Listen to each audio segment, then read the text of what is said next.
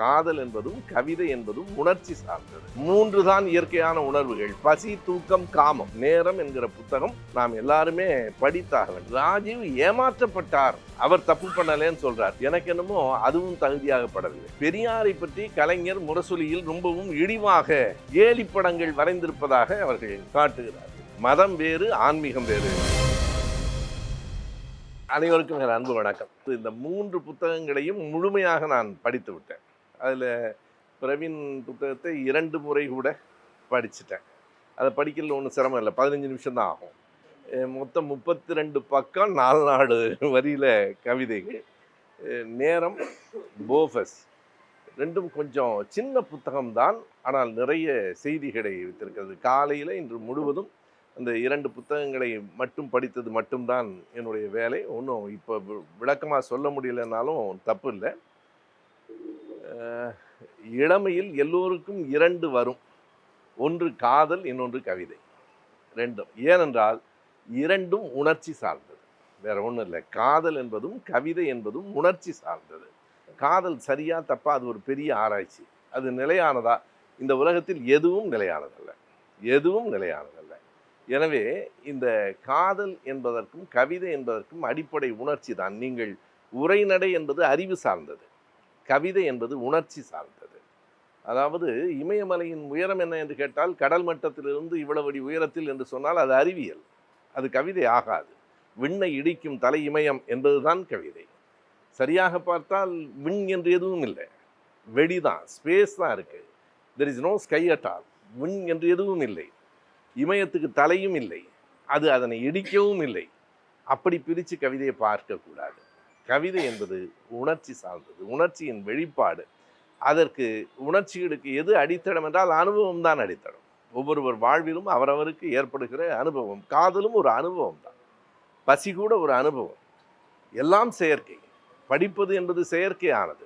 எந்த பிறக்கிற குழந்தையும் படிக்கிற ஆர்வத்தோடெல்லாம் பிறக்கலை. 3 தான் இயற்கையான உணர்வுகள்: பசி, தூக்கம், காமம். 3 தான்.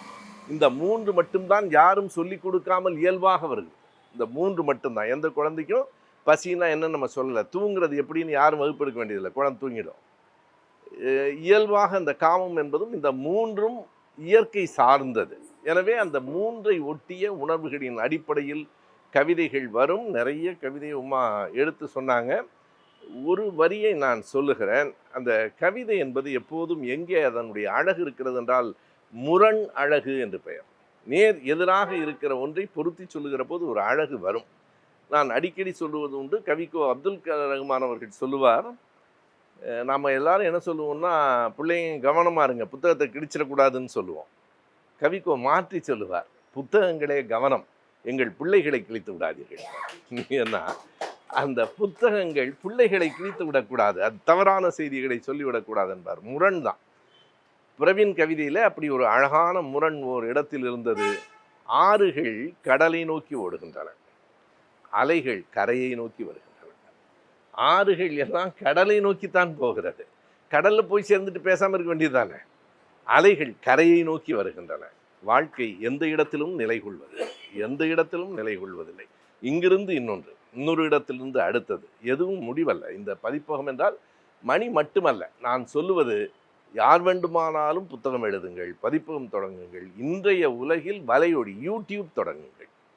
இதை யார்தான் ஒருவர் தான் வைத்துக்கொள்ள வேண்டும் என்பதல்ல. நமக்கு அமைப்புக்கென்று ஒன்று இருக்கலாம், அமைப்புக்கென்று ஒரு பதிப்பகம், அமைப்புக்கென்று ஒரு வலையொலி.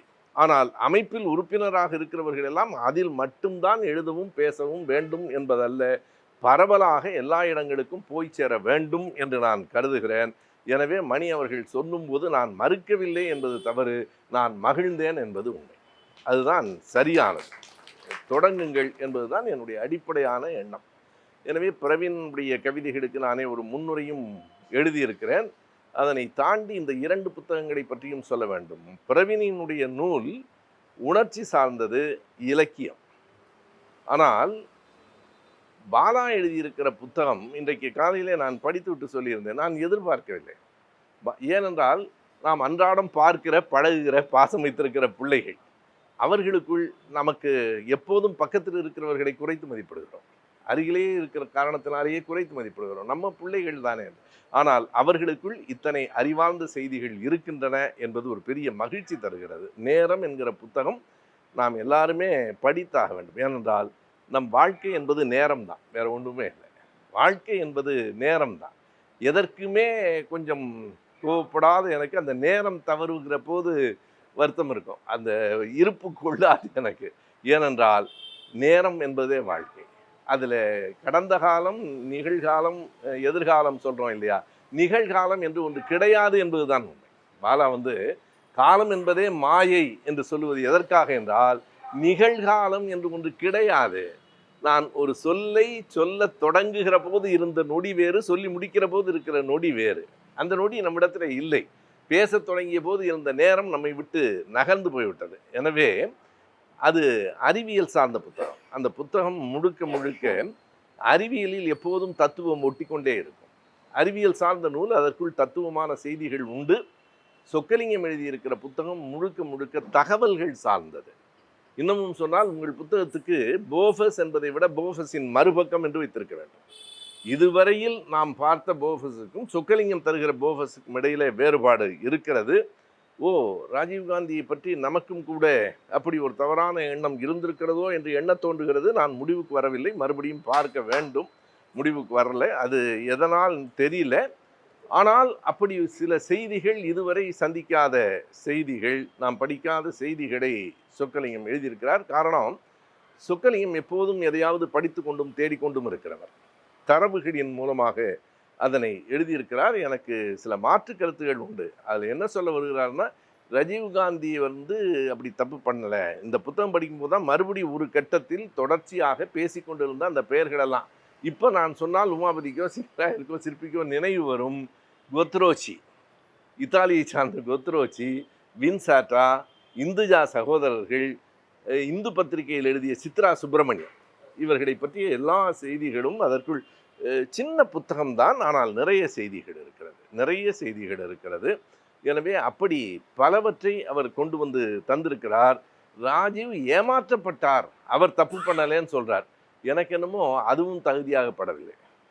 ஒரு பிரதமர் ஏமாற்றப்படுகிறார் என்றால் அவர் நிர்வாகத்தில் தவறாக இருந்திருக்கிறார் என்றுதான் பொருள். ஒருவர் அந்த இடத்தில் இருக்கிறவர்கள், நான் தலைமையில் இருக்கிறேன், இவர் நல்லவர் தான், மற்றவங்களாம் சேர்ந்து இவரை ஏமாற்றிட்டாருங்கன்னு சொன்னீங்கன்னா நான் தலைவராக இருக்கிற தகுதியை இழந்திருக்கிறேன் என்று பொருள். நீங்கள் கலைஞர் அப்படிலாம் யாரும் ஏமாற்றிட முடியாது, காமராஜரை ஏமாற்றிட முடியாது. நீங்கள் எண்ணி பாருங்கள், அதுதான் அவர்களுக்கான தகுதி. பிஹெச்எல் ராஜன் இங்கே இருக்கிறார், பிஹெச்எலுக்கான இடம் பார்த்துட்டு அதுக்கு போதுமான பொருத்தமான இடம் இல்லையே என்று காமராஜரிடம் சொன்னபோது, காமராஜர் திருச்சிக்கும் தஞ்சாவூருக்கு இடையில போய் பார்த்துட்டு வாங்கன்னு சொன்னார்.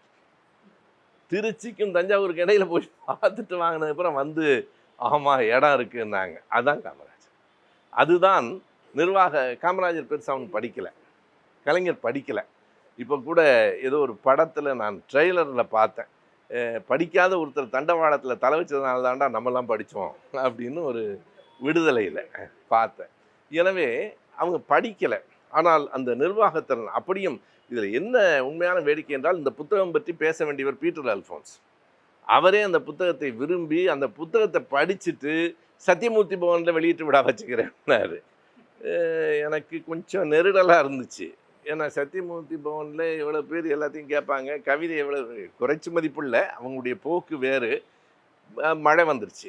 பிறகு மறுபடியும் வைத்தபோது அன்பிற்குரிய ஈவிகேஎஸ் அவர்கள் இறந்து போயிட்டார். ஈவிகேஎஸ் அவர்கள் இறந்து போன அந்த வீட்டில் நான் செல்வ பெருந்தகை சந்தித்த நேரத்தில் செல்வ பெருந்தகை சொன்னார், அண்ணன் தள்ளிகிட்டே போகுது, தப்பாக நினச்சிக்காதீங்கன்னாரு.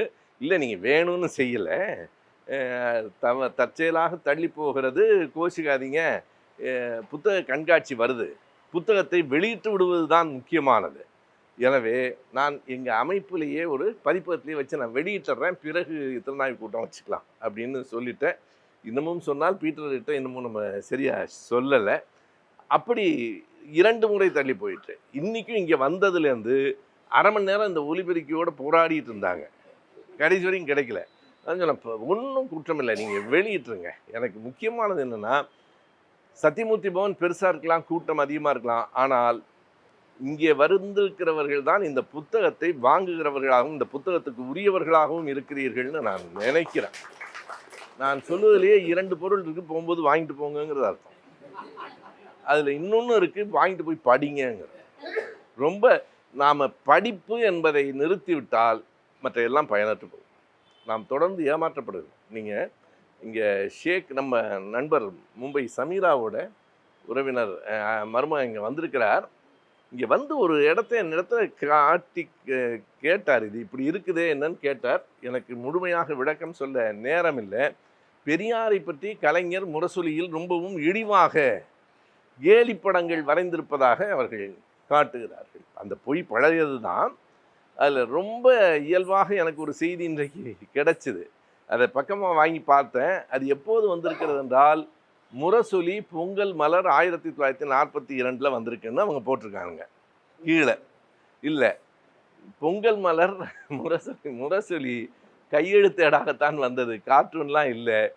அது அச்சில் வந்ததே 1942 ஆகஸ்ட் தான். அது எப்படி ஜனவரியில் வரும்? பத்திரிக்கையே வரல.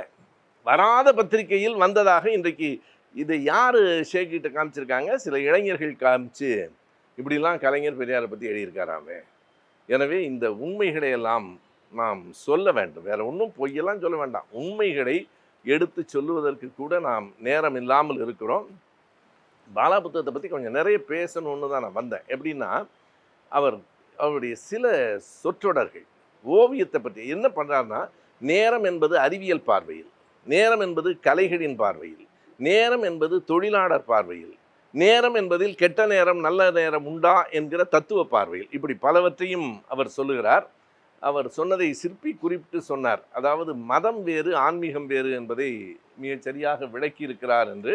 உண்மைதான், மதம் வேறு ஆன்மீகம் வேறு. ஆனால் என்னை போன்றவர்கள் மதத்தை எப்படி ஏற்கவில்லையோ அப்படி ஆன்மீகத்தையும் ஏற்கவில்லை. அதில் நம்ம ஏமாந்துடக்கூடாது. ஆன்மீகம்ங்கிறதுல அவர் 3 பேரை காட்டுறார். புத்தர், ஓஷோ, ஜிட்டு கிருஷ்ணமூர்த்தி. 3 பேருக்கு இடையில் நிறைய வேறுபாடுகள் உண்டு. ஆன்மீகம் என்பதே ஆன்மா என்கிற சொல்லில் இருந்து தான் வருது, வேர்ச்சொல். நீங்கள் ஆன்மீகத்தை ஒத்துக்கிட்டீங்கன்னா ஆன்மாவை ஒத்துக்கிறோம்னு அர்த்தம். ஆன்மா என்பதே நம் கருத்தியலுக்கு, கோட்பாட்டுக்கு எதிரானது. ஆன்மாவை எல்லா மதங்களும் ஏற்கின்றன, பௌத்தத்தை தவிர.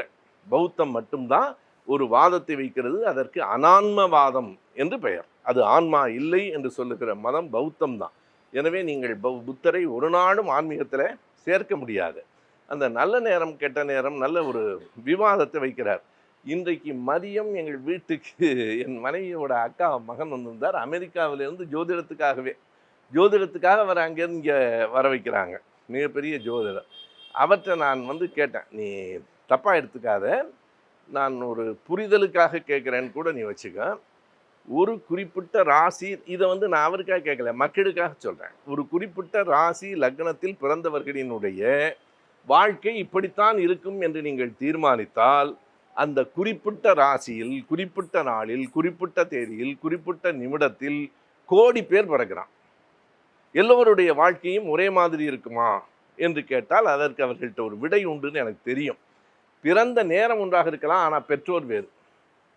எனவே அந்த மரபு அணு, ஜீன் வேறு.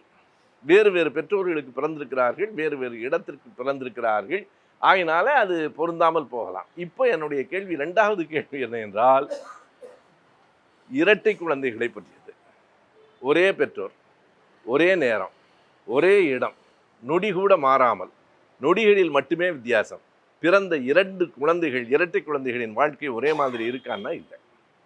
அப்படியானால் உங்கள் ஜோதிடம் என்பது, இதை கெப்லர் அவர் நிறைய எடுத்து சொல்லியிருக்கார், ஐன்ஸ்டீன்லேருந்து தான் எடுத்து சொல்லியிருக்கிறார். எப்படி 1905 வெளிவந்த ஸ்பெஷல் ரிலேட்டிவிட்டி தியரியும் 15 வந்த 19 நினைக்கிறேன், அது சரி பாருங்கள், அது ஜென்ரல் ரிலேட்டிவிட்டி தியரி, 2ஐயும் வச்சிருக்கிறார். ஸ்டீஃபன் ஹாக்கிங் சொல்லுகிற செய்தியை சொல்லுகிறார்.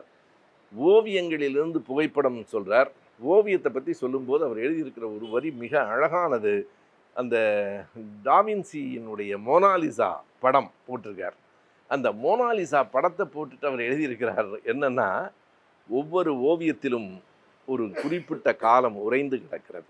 அதான் அதனுடைய பெரிய அழகு. என்னன்னா, காலத்தை நீங்கள் நிறுத்தவே முடியாது. ஓவியத்திலும் புகைப்படத்திலும் காலம் நிற்கும். ஓவியத்திலும் புகைப்படத்திலும் அந்த காலம் உறைந்து போகும். நீங்கள் 20 வருடத்துக்கு முன்னாடி எப்படி இருந்தீங்களோ அந்த படம் இப்போ அப்படியே இருக்குது. இன்றைக்கு இல்லை. நம்மை எது மாற்றுகிறது? எப்படி காதல் மாறுது? எப்படி நம்முடைய உருவம் மாறுது? எல்லாம் நேரம்தான் காரணம். காலம், நேரம் என்பது நல்ல நேரம் கெட்ட நேரம் என்பது அல்ல. காலம் நகர்ந்து கொண்டே இருக்கிறது. அது மிக விரைந்து போகிற போது அதனுடைய அந்த ரொம்ப அறிவியல் அடிப்படையில் அதெல்லாம் சொல்லியிருக்கிறார். எனக்கு இப்போ விளக்க நேரம் இல்லை. ரொம்ப சுருக்கமாக சொன்னால், மேலே போனால் நம்முடைய எடை குறையும். புவியீர்ப்பு விசை இல்லாத இடத்துக்கு போனால் நம்முடைய எடை குறையும். கற்பனையாக ஒரு விஷயம் சொல்கிறார். 2 பேர், ஒருவர் ஏறத்தாழ ஒரு 30-40 ஆண்டுகள் வானிலேயே இருந்து சுற்றிட்டு கீழே வந்தால் அவருக்கு வயது 35, கீழே இருக்கவனுக்கு வயது 70. அங்கே இது எல்லாம் எப்படி அப்படிங்கிறதெல்லாம் நிறைய அறிவியல் சார்ந்து. ஐன்ஸ்டீனோட ரிலேட்டிவிட்டி தியரி பற்றி ஒன்று படிச்சிருப்பீங்கன்னு நினைக்கிறேன். ஐன்ஸ்டீன்கிட்ட கேட்டாங்க, இந்த தியரி எங்களுக்கு இன்னும் புரியல. சயின்டிஸ்டே சொன்னாங்க, புரியல, உங்களுக்கும் ஆண்டவனுக்கு மட்டும்தான் புரியும் போல இருக்குன்னாங்க. ஐன்ஸ்டீன் சொன்னார், ஆண்டவனுக்கு புரிஞ்சுதான் தெரியல, எனக்கு இன்னும் புரியலைன்னார். அவர் தான் சொன்னார், எனக்கு இன்னும் புரியல, ஆண்டவன் ஒரு ஆள் இருந்தால் புரிஞ்சிருக்குமோ என்னமோனார். ரொம்ப கடினமான அந்த விஷயங்களை எடுத்துக்கொண்டு அதில் டாலியோட ஒரு ஓவியம் கொடுத்துருக்கார். என்னென்னா, நமக்கு பொருளாதாரம் இல்லை, கருப்பு வெள்ளையில் போட்டிருக்கிறதுனால அந்த ஓவியத்தின் அழகு நான் அதை வண்ணத்தில் பார்த்துருக்கேன். மோனாலிசாவை எல்லாருக்கும் தெரியும். டாலி ஸ்பானிஷ் ஓவியர். டாலியினுடைய அந்த ஓவியத்துக்கு தலைப்பு இன் த பெர்சிஸ்டன்ஸ் ஆஃப் மெமரி. சரியா? த பெர்சிஸ்டன்ஸ் ஆஃப் மெமரி, என்றைக்கும் நீங்காத நிலையான நினைவுகள், த பெர்சிஸ்டன்ஸ் ஆஃப் மெமரி என்று போட்டிருக்காரு. அந்த ஓவியத்தை ஒருத்தரும் பார்க்கணும். உங்களுக்கு எல்லாருக்குமே ஒரு சின்ன வழி சொல்கிறேன். நீங்கள் இந்த புத்தகத்தில் கருப்பு வெள்ளையில் இருக்குது, அதனுடைய அழகு தெரியாது, வண்ணத்தில் பார்க்கணும். கூகுளில் போய் பாருங்கள், பெர்சிஸ்டன்ஸ் ஆஃப் மெமரின்னு போட்டாலே வந்துடும். அந்த டாலியின் பேர், அவனுடைய பேர் முழு பேர் என்ன, டார்வின். அவனுடைய டாலின்னு முடியும், டிஏஎல்ஐ. நீங்கள் போட்டாலே வந்துடும். அந்த படத்தை பார்த்தீங்கன்னா வேறு ஒன்றும் இல்லை, நான் சும்மா எடுத்துக்காட்டுக்காக சொல்கிறேன். ஒரு மரத்தில் கடிகாரம் தொங்கும், கடிகாரம் உருகிக்கிட்டு இருக்கும். உருகி கீழே விடுவது கடிகாரம் அல்ல, காலம். அதான் அவனுடைய அவன் ஒரு சர்ரியலிஸ்ட். 1931 வந்த கவிதை. 3, அதாவது அவர் என்ன சொல்கிறாருன்னா, மோனாலிசாவின் கவிதையை படிக்கிற போது 16ஆம் நூற்றாண்டின் இறுதியில் இத்தாலி எப்படி இருந்தது என்பது நம் கண்ணிற்கு தெரிகிறது. அது இத்தாலியினுடைய காலம். அப்படியே 16ஆம் நூற்றாண்டு 18, 19, 20 1931 டாலியினுடைய ஓவியம். அந்த ஓவியம் பார்த்தால் அந்த கடிகாரம் உருகுவது கடிகாரம் அல்ல, காலம் உருகுகிறது. நம் வாழ்க்கையை தீர்மானிப்பது 2 தான், ஒன்று இடம், இன்னொன்று பொழுது. இதைத்தான் நம்ம திணை, குறிஞ்சி, முல்லை, மருதம், நெய்தல்னு சொல்லிட்டு இருக்கிறோமே. விளையாட்டாக பிள்ளைங்கள்லாம் பள்ளிக்கூடத்தில் கேட்பான், குறிஞ்சி என்றால் காதலர்கள் அன்பாக இருக்கிற இடம், மருதல் சண்டை போட்டுக்கிற இடம். என்னங்க அந்த குறிஞ்சியில் இருக்கவன் பூரா சந்தோஷமாக இருப்பான், மருதத்தில் இருக்கவங்களாம் சண்டை போட்டுக்கிறான்னு கேட்டால், புறச்சூழல் நம் அக உணர்வை தகவமைக்கிறது. வெளியே இந்த சூழல் எப்படி இருக்கிறது அப்படிங்கிறத பொறுத்து தான் மனம் இருக்கிறது. ஒரு இயந்திர தொழிற்சாலையில் ரொம்ப அமைதியாக இருக்கிறது கடினம். ஆனால் அந்த காலங்களெல்லாம் தாண்டிட்டோம். இன்னைக்கு காலையில் சிங்கப்பூர்லேருந்து வந்த ஒரு நண்பர் கேட்டார், ஐயா நீங்கள் எழுதுறதுக்கு ஏதாவது அறையெல்லாம் போட்டு என்னால் எழுத முடியாது. நான் ஓடும்போது மணிக்கு தெரியும், இக்லாஸுக்கு தெரியும் நான் எப்படி எழுதுவேன்னு. இந்த இடத்துக்கு போகணும் மணின்னு சொல்லிவிட்டு அந்த தொலைபேசியில் பேசிகிட்டே வருவேன். நம்ம இங்கே அலுவலகம் வந்து சேர்றதுக்குள்ளே ஒரு கட்டுரை எழுதி வெற்றி செல்வனுக்கு அனுப்பிடுவேன். அப்படி தான் என்னால் எழுத முடியுது. ஓடிக்கொண்டு இருக்கும்போதே இயங்கி கொண்டே இருப்பது தான். காலத்தை எந்த இடத்துலையும் நிறுத்த முடியல. அதை அவர் சொல்லுகிற போது அந்த செய்திகள் எல்லாவற்றையும் காலம் உருகி கொண்டே இருக்கிறது. காலம்தான் இடமும் தான் தீர்மானிக்கிறது. அதுதான் இந்த குறிஞ்சி முல்லையெல்லாம் வேற ஒன்றும் இல்லை. குறிஞ்சி என்பது மலையும் மலை சார்ந்த இடமும் பசுமையான இடம். இயல்பாக காதல் காம உணர்வுகள் வரும்.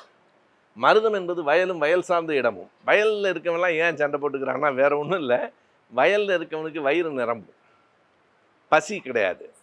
பசி இல்லைன்னு உடனே கலைகளில் ஆர்வம் வரும், சும்மா இருக்க முடியாது. கலைகளில் ஆர்வம் வரும்போது நடனத்தை பார்ப்பான். கொஞ்ச நேரத்துக்கு அப்புறம் நடனம் ஆடுகிற பெண்ணை பார்ப்பான், சண்டை வரும்ல. அது இயற்கையாக ஏன் சண்டை வருகிறது என்றால் நடனத்தோடு நிற்கிறது இல்லை. அதானே சிலப்பதிகாரம். அவர் ரொம்ப கோவப்பட்டு அந்த பாண்டிய நெடுஞ்செழியன் தன் மனைவி கோவப்பட்டு தலைவலிக்குதுன்னு போயிடுச்சு. ஏன் அந்த அம்மாவுக்கு தலைவலி வந்துச்சுன்னா, இவர் நடனம் ஆடுற பெண்ணை ரொம்ப பார்த்துக்கிட்டே இருந்தார். எனவே அவனுக்கு தலைவலி வந்துடுச்சு அந்த அம்மாவுக்கு. அப்படி போகிற வழியில தான் கோவலன் வந்தது. அந்த கதை சிலப்பதிகாரம் எல்லாம் இந்த இடமும் டைம் அண்ட் ஸ்பேஸ், வேறு ஒன்றும் இல்லை. A brief history of time. நம்ம தோழர்கள் படித்தே தீர வேண்டிய புத்தகங்களில் ஒன்று ஸ்டீஃபன் ஹாக்கிங் எழுதியிருக்கிற a brief history of time. தமிழ்லையும் வந்திருக்கு. அந்த தமிழ் ரொம்ப கரடு முரடான மொழிபெயர்ப்பாக இருக்குது. ஆங்கிலத்தில் படிக்க முடிஞ்சால் ஆங்கிலத்தை படிச்சிருங்க. சின்ன புத்தகம், இவங்க வெளியிட்ட மாதிரி தான். A brief history of time படிக்கணும். அதுலேயும் நம்ம அமைப்பில் இருக்கிற தோழர்கள் படிக்காமலாம் பேசிகிட்டே இருந்தோம்னா பிரீஃப் ஹிஸ்ட்ரி ஆஃப் டைம் கண்டிப்பாக படிக்கணும். எனக்கு ரொம்ப வியப்பாக இருக்கிறது, ஸ்பேஸ் அண்ட் டைம் இரண்டு. அவங்க கூட பாருங்கள், ஸ்பேஸ்ன்னு சொல்கிறான், பிளேஸ்ன்னு சொல்லலை. வெளி தான், இந்த உலகம் வெளி தான், திறந்த வெளி. ஸ்பேஸ் அண்ட் டைம், நேரம், இதுதான் திணை. திணையில் குறிஞ்சி திணை, முல்லை திணை என்ன என்றால் இடமும் பொழுதும். அப்படி தான் இலக்கியம் சொல்லுகிறது. எனவே நிறைய சிந்திச்சிருக்கிறார்கள். நான் சொக்கலிங்கம் புத்தகத்தை தரவாக படித்த போது வேறு விதமான சிந்தனைகள், இப்படி நடந்திருக்குமோ. அந்த காம்ப்ட்ரோலர் ஆஃப் சிஏஜின்னு சொல்கிறோம்ல, காம்ப்ட்ரோலர் ஆஃப் அக்கௌண்ட்ஸ் ஜெனரல், அவர் அதை நம்ம கண்ட்ரோலர் இல்லை, காம்ப்ட்ரோலருங்கிறான். அது அன்றைக்கு இந்த போஃபஸில் ஊழல் நடந்திருக்கிறது என்று சொன்னவரினுடைய பெயர் டி.ஏ. சதுர்வேதி. பிறகு டி.ஏ. சதுர்வேதி பிஜேபியில் ஜெயித்தார். அதை ரொம்ப குறிப்பாக எடுத்து காட்டுறார். சித்ரா சுப்பிரமணியன் முழுக்க இதை பற்றி செய்தவர். ராஜீவ்காந்தியினுடைய காலத்துக்கு அப்புறம் அதை விட்டுட்டு வேறு விஷயம் பேசுகிறார். இது எல்லாவற்றையும் எடுத்து காட்டுகிறார். எனவே திட்டமிட்டு தான் நம்ம இப்படி சொல்லலாமே, 2G ஊழல் என்பது எப்படி பரப்பப்பட்டதோ அப்படி போஃபஸ் ஊழலும் பரப்பப்பட்டது என்பது அவருடைய பார்வை. மறுபடியும் சரிபார்க்க வேண்டிய இடம். சொக்கலிங்கம் சொன்ன உடனேலாம் நம்ம நம்பிட முடியாது. நான் முந்தா நாள் சொன்னேன், இன்றைக்கு தேதி 21, 17ஆம் தேதி கும்பகோணத்தில் பேசினார். டிசம்பர் 17. ஐயா 19 அவருடைய இறுதி உரை. டிசம்பர் 19 தான் பெரியாரின் குரல் நம் காதில் கேட்ட கடைசி நாள். 17ஆம் தேதி கும்பகோணத்தில் பேசும்போது அவர் சொன்ன அந்த வரிகளை சொல்லிட்டு நான் இந்த உரையை நிறைவு செய்கிறேன். பெரியார் சொன்னார், இங்கே எனக்கு முன்னாடி பேசினவங்க எல்லாரும் சொன்னாங்க, நானும் சொன்னேன், எங்கள் கருத்துக்களை எல்லாம் சொன்னேன், உங்கள் எல்லாரையும் நான் ஒன்று கேட்டுக்கிறேன், நாங்கள் பேசுகிறதெல்லாம் நீங்கள் நம்பாதீங்க. அதாவது உலகம் முழுவதும் என்ன சொல்லுவான்னா, அவன் எதிர்கட்சியில் பேசுகிறத நம்பாத, நான் சொல்கிறத கேளுமா. பெரியார் பேச்சை இப்படி தொடங்குகிறார். கும்பகோணம் 17/12/1973 என்ன சொல்கிறாருன்னா, நாங்கள் சொல்கிறத நம்பாத, யார் சொன்னாலும் நம்பாதீங்க, சரியா என்று சிந்தித்து பார்த்து சரியென்றால் மட்டும் ஏற்றுக்கொள்ளுங்கள் என்று சொன்ன ஒரு தலைவன் நம்முடைய ஐயா பெரியார் அவர்கள்தான். எனவே அதுதான் நம்முடைய மரபின் தொடர்ச்சி. சொக்கலிங்கம் சொல்லுவதை நான் படிக்கிறேன், நம்பவில்லை. சொக்கலிங்கம் சொன்னது சரியா என்று ஒவ்வொருவரும் சரிபார்க்க வேண்டும். நேரம் என்பது ஒரு அருமையான புத்தகம். நாம் கற்றுக்கொள்ள வேண்டிய செய்திகள் இருக்கின்றன. அதே போல் பிரவின் உடைய புத்தகத்தில் இருக்கிற எல்லா இடங்களும் கவிதைகளாக இல்லை. சிலதெல்லாம் ரொம்ப ப்ரொசைக்காக தான் இருக்குது, உரைநடையாக இருக்கிறது. கவித்துவம் என்பது அந்த உணர்ச்சி பொறிதான். ஒற்றை துடியில் ஒற்றை நெருப்பில் பொழிந்து எடுக்கிறது தான் கவிதை. ஆனாலும் இந்த 3 பேருடைய புத்தகங்களையும் படிக்கிற போது எனக்கு ஏற்பட்ட உணர்வு தம்மின் தம்மக்கள் அறிவுடைமை என்பதுதான். என்னை தாண்டி என் பிள்ளைகள், நம்மை தாண்டி நம் பிள்ளைகள் வளர்கிறார்கள் என்பது மகிழ்ச்சி. அதை மணி சொன்னது மாதிரி ஒரு காம்பவுண்டுக்குள்ளேயே 3 பேரையும் தேடி பிடிச்சி 3 பேர்த்தையும் புத்தகம் போட்ட ஒரு புத்திசாலித்தனம் மணிக்கு உரியது. வாழ்க வளர்க. நன்றி.